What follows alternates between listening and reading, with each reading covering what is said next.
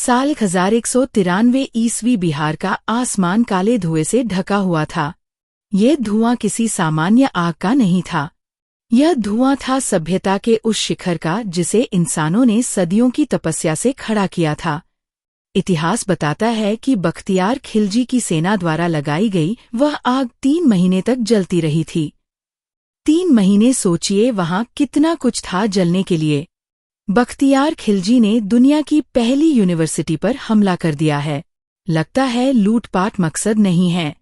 सनातन संस्कृति और ज्ञान के इस भंडार को पूरी तरह नष्ट कर देना लक्ष्य नजर आ रहा है। मगर नालंदा यूनिवर्सिटी आखिर अंदर से कैसे दिखती थी और उस आखिरी दिन यहाँ वास्तव में क्या हुआ था?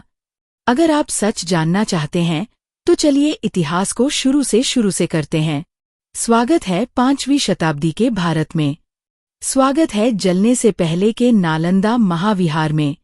ये सिर्फ एक विश्वविद्यालय नहीं था, यह ज्ञान का एक पूरा शहर था।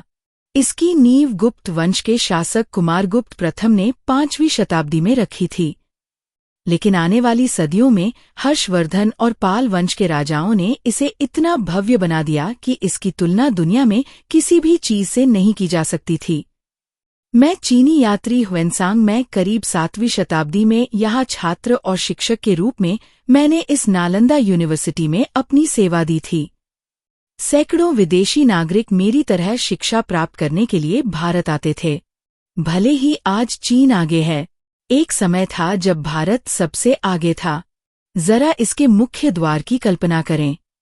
यह द्वार सिर्फ ईंट पत्थर का नहीं था, इसमें विशेष संदेश छुपे हैं। यह दुनिया की सबसे कठिन परीक्षा का केंद्र था। नालंदा में प्रवेश पाना आज के हार्वर्ड या ऑक्सफोर्ड से भी कई गुना मुश्किल था। यहाँ का द्वार पंडित ही आवेदकों से ऐसे कठिन सवाल पूछता था कि 10 में से 8 छात्र निराश होकर यहीं से लौट जाते थे। जो अंदर कदम रख पाता था वह पहले से ही एक जीनियस होता था। अंदर कदम रखते ही आपको इसकी विशालता का एहसास होता है। यह पूरा परिसर एक ऊंची 4 दीवारी से घिरा था। यहाँ 8 बड़े शिक्षण परिसर और 10 भव्य मंदिर थे। यह इमारतें सिर्फ 1 या 2 मंजिल की नहीं थी। कुछ इमारतें 4 से 5 मंजिल ऊंची थी, जो उस द्वार की इंजीनियरिंग का चमत्कार थी। हर तरफ कलात्मक नक्काशी, मूर्तियों से सजी दीवारें और शांत वातावरण। ये जगह वह जगह जिसके जलने का दर्द इतिहास आज भी महसूस करता है। यह है धर्मगुंज यानी धर्म का बाजार। यह नालंदा का पुस्तकालय था। प्राचीन दुनिया में जब अधिकांश सभ्यताएं लिखना सीख ही रही थी, नालंदा के पास 3 विशालकाय बहुमंजिला इमारतें सिर्फ किताबों के लिए थी। इनके नाम थे रत्नासागर, रत्नोद्धी और रत्नरंजक। इनमें से रत्नोद्धी 9 मंजिल ऊंची इमारत थी। कल्पना करें 9 मंजिलें सिर्फ और सिर्फ पांडुलिपियों से भरी हुई। यहाँ लगभग 90 लाख पुस्तकें और पांडुलिपियां थी। तार के पत्तों पर लिखी गई वे अमूल्य धरोहरें जिनमें दुनिया भर का ज्ञान सिमटा हुआ था। ग्रीस, फारस, चीन और भारत का सारा ज्ञान यहाँ सुरक्षित था। यह सिर्फ एक स्टोरेज रूम नहीं था, यह एक जीवित स्थान था। यहाँ दिन रात सैकड़ों लिपिकार पुरानी पांडुलिपियों की नकल तैयार करते थे ताकि ज्ञान को सुरक्षित रखा जा सके और दूर दूर तक फैलाया जा सके। जो ज्ञान यहाँ था वह दुनिया में और कहीं नहीं था।